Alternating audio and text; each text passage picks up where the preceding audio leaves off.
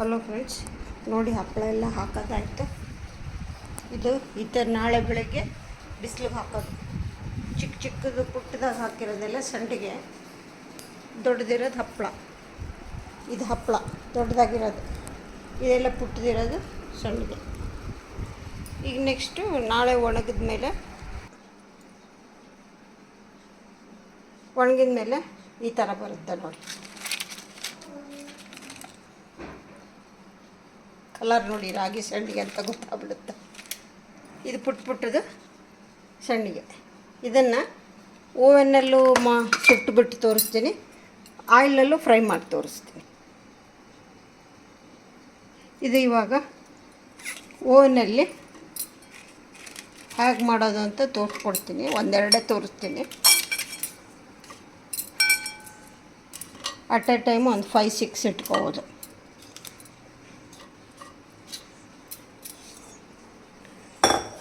ಎರಡು ನಿಮಿಷ ಇಡ್ತೀನಿ. 2 ನಿಮಿಷ ಇಟ್ಟಿದ್ದೀನಿ.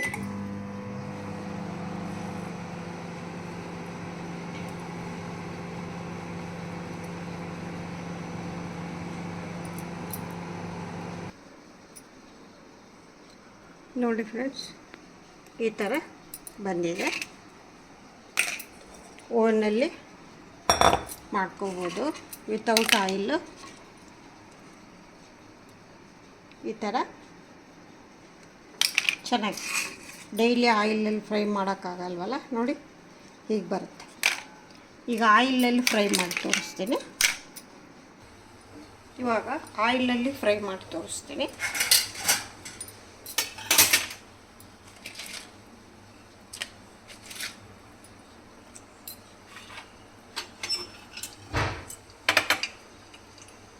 ಒಂದು ಸ್ವಲ್ಪ ಎಣ್ಣೆ ಕಾಯಬೇಕು.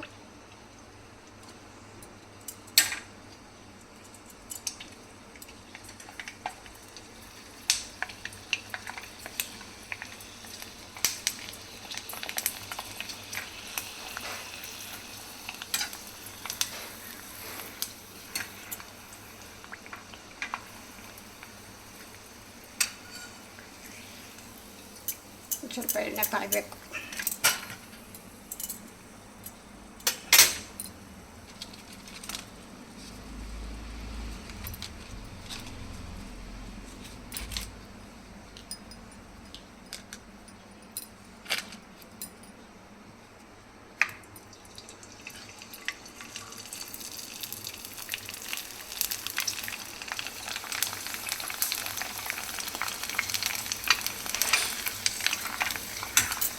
ಮಿಲೆಟ್ ಸಂಡಿಗೆ ಅಥವಾ ಮಿಲೆಟ್ ಹಪ್ಪಳ, ರಾಗಿದು, ಯಾರು ಏನು ಭಯ ಪಡದೆ ತಿನ್ಬೋದು ಖುಷಿಯಾಗಿ.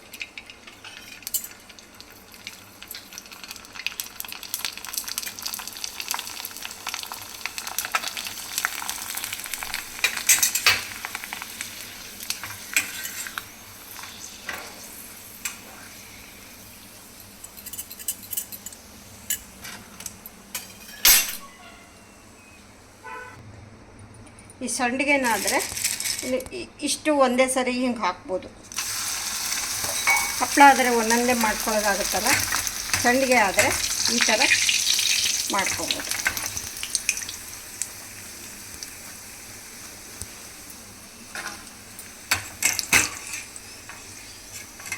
ಹಪ್ಪಳಕ್ಕೂ ಸಂಡಿಗೆಗೂ ಇಷ್ಟು ವ್ಯತ್ಯಾಸ. ಹಪ್ಪಳ ಒಂದೊಂದೇ ಮಾಡ್ಕೊಳ್ಳೋದಾಗುತ್ತೆ, ಸಂಡಿಗೆ ಆದರೆ ಈ ಥರ ಫ್ರೈ ಮಾಡ್ಕೊಳ್ಳೋದು.